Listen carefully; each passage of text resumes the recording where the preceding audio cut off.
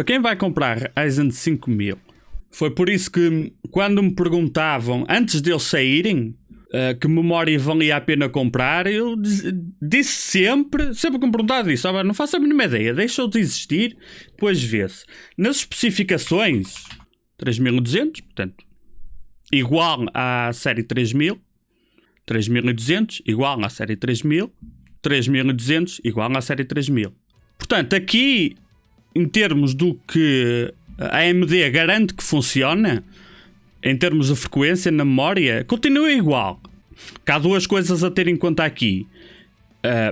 O controlador de memória, simplificando muita coisa, é o controlador de memória, que está dentro do processador, e a questão do F-Clock, que vem desde os Ryzen de primeira geração. Aumentas a frequência de memória, aumentas o F-Clock, e isso traz ganhos de desempenho.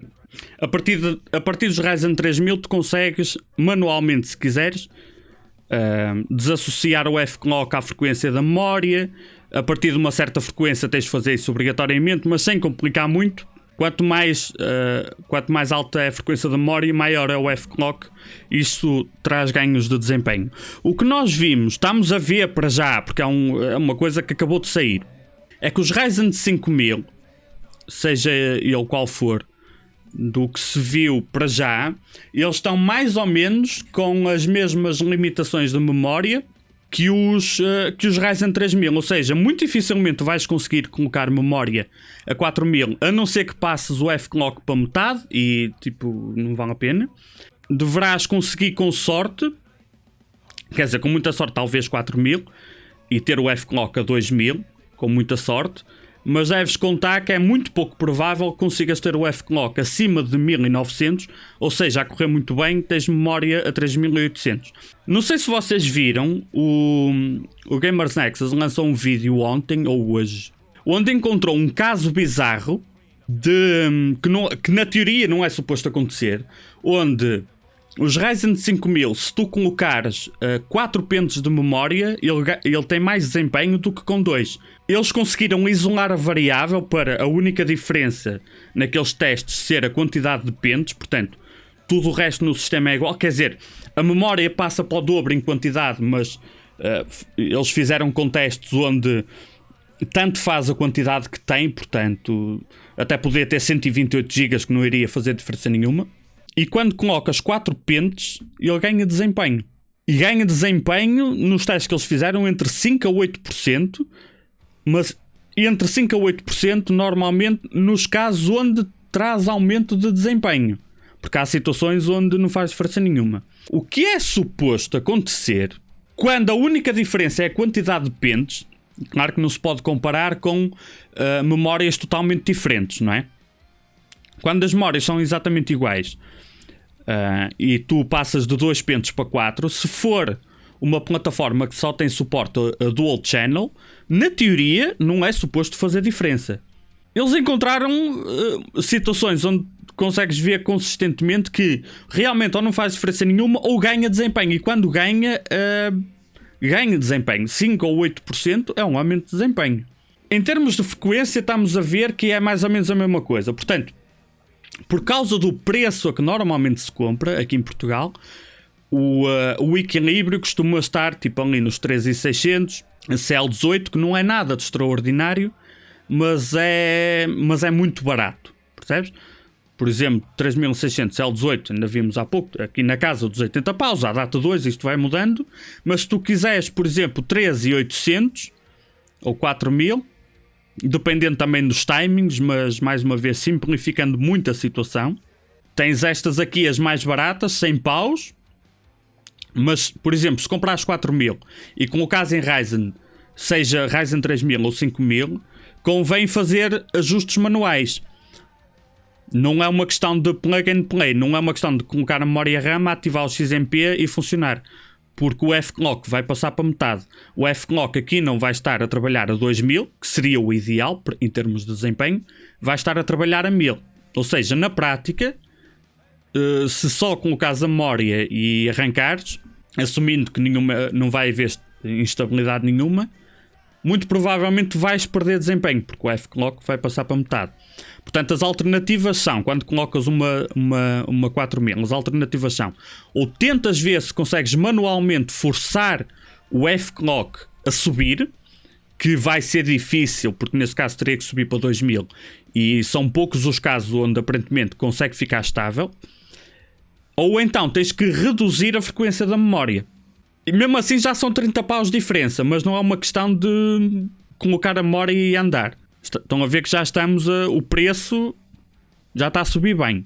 Tem aqui 3600 L16, é muito bom, já, não é topo dos topos, mas, por exemplo, tínhamos a 80 paus, mais ou menos 3600 L18, que é ok, é porreiro. Temos aqui 3600 L16, mas passamos de 80 para 130 euros. Dependendo do PC que estás a montar, muito provavelmente não vale a pena pagar esta diferença de preço. É uma diferença muito grande que mais vale se calhar investir noutra cena no PC.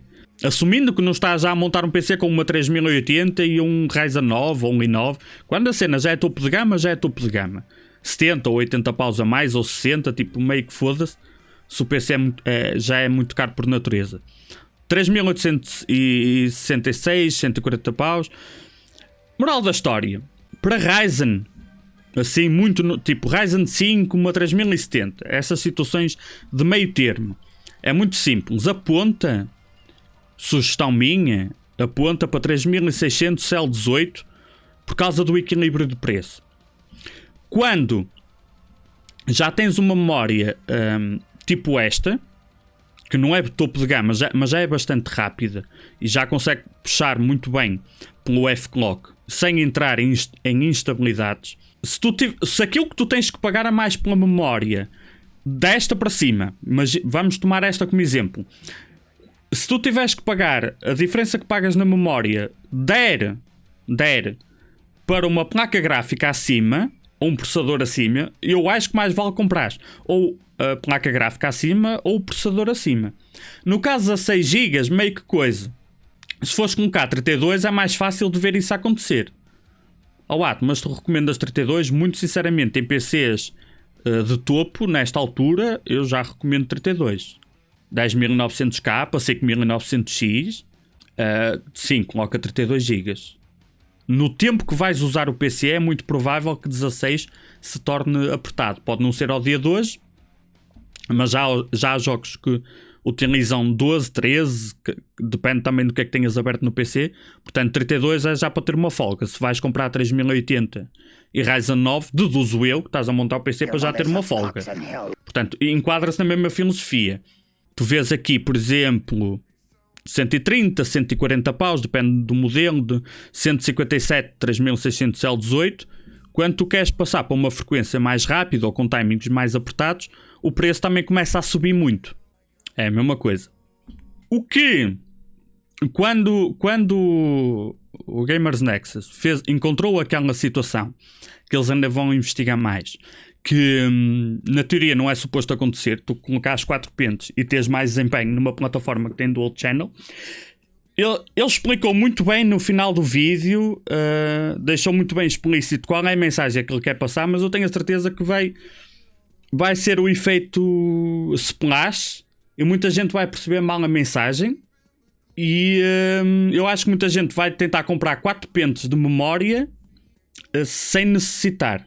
Se tu vais jogar com hardware abaixo, tipo uma 3070, uma 3060 que venha a sair, se tu não vais jogar com uma gráfica dessas a 1080p no médio, se vais jogar 1440p ou vais jogar a 1080p, mas se calhar vais tirar partido do hardware e vais pôr tudo no ultra porque gostas de gráficos mais bonitos, meio que essa diferença de 5% passa para 1%, ok? Tipo, a recomendação não foi passa a comprar 4 pentes. E eu quero deixar essa dica por uma razão muito simples. Em muitos casos, a minha sugestão, dependendo do PC, uma motherboard aqui, não estás a nadar em dinheiro, vais comprar uma coisa não má, mas mais em conta, compras tipo, só para exemplo, compras uma board tipo esta, na casa dos 100 paus, ok? Não é uma board má, não é uma board de topo de gama, é uma motherboard boa o suficiente para muitos casos que cabe na tua carteira, ok? motherboard normalíssima. Eu não recomendo em situação nenhuma, porque se tu vais comprar esta motherboard, tu não vais comprar uma 3080 à partida, digo eu. Se tu vais comprar esta motherboard, eu estou a imaginar que vais comprar muito provavelmente 16 GB. O meu único alerta é não caiam na tentação, porque viram que dá mais desempenho, naquele tipo de cenário dá mais desempenho, não caiam na tentação de comprar, que hoje em dia é difícil, de comprar 16 GB 4x4.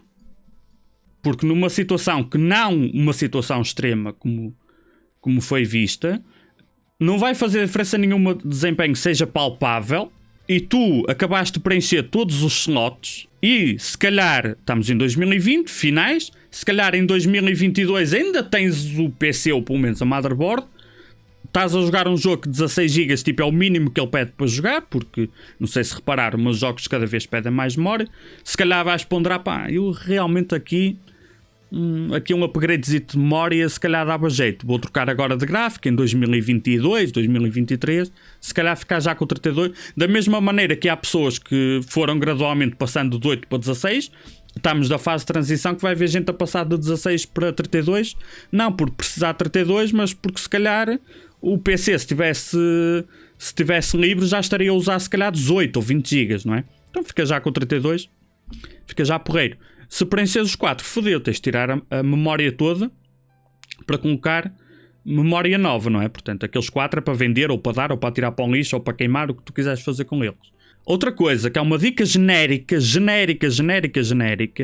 voltando ao básico, eu já tenho 1 milhão de vídeos no YouTube, estou a exagerar como é óbvio, de dicas de overclock e tuning de memória, mas é uma regra simples, que se aplica quase sempre.